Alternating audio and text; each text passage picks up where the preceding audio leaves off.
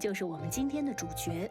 他是所有角色形象的初创者，是第一个把原著文字翻译成绝美画卷的人。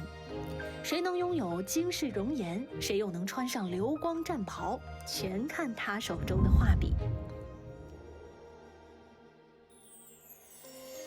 大家好，今天我们非常荣幸地邀请到了《凡人修仙传》的人物设计总监海燕老师。海燕老师，您跟大家打个招呼吧。大家好，我是刘海燕，很高兴和大家见面。作为您去设计整个人物角色的时候，因为我们知道《凡人修仙传》的角色非常的多，那您在开始设计的时候是怎么去奠定这样的一个人物角色的基调的呢？我们在和导演讨论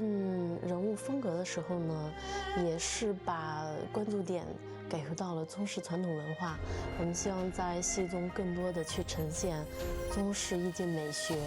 我们在做选股的设计的时候，其实一直在尝试把自己带入这个角色，用他的视角去理解他的心境。整个造型用了大量的金属和骷髅的元素，然后去营造加强这个人物的束缚感。比如说他前颈的这个金属装饰，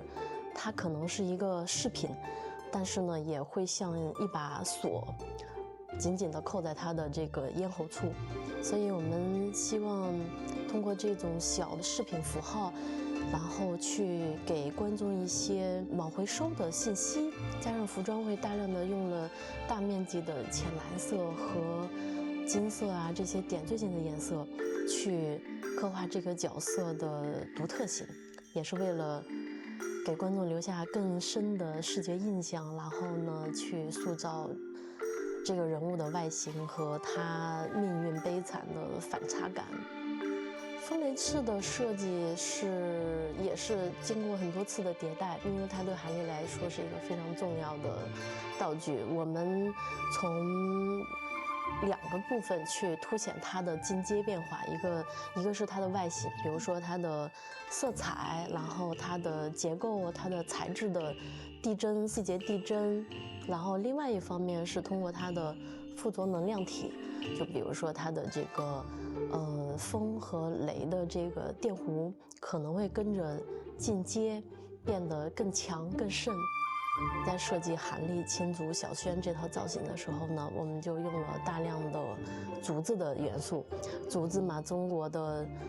君子的一个符号化代表，那我们也是暗喻韩立在这一个时期，它可以像青竹一样立于红尘。紫菱她是乱星海比较有代表性的人物，我们当时在做整个世界观的时候，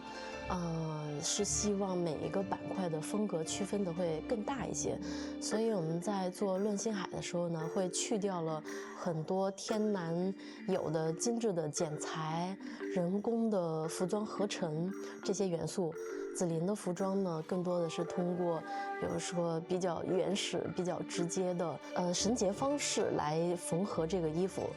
然后呢，又有大块的金属饰品去作为服装的固定点，成为它的一个造型符号。但是回到南宫婉身上的时候呢，我们可能会更注重它的人文文化，比如说多层次的穿搭，或者是比较精良的服装剪裁，比较修身或者比较精美，来去凸显天南的人文文化程度吧。您现在是正在绘图吗？对，是的。我看到这个是阴罗宗的一个设计。对，是的。它其实会来自于中国古代将军的服饰肩吞，就比如说用类似我们在影视剧里面看到很多肩膀的这个兽头，那我们直接用一张人脸放在这里，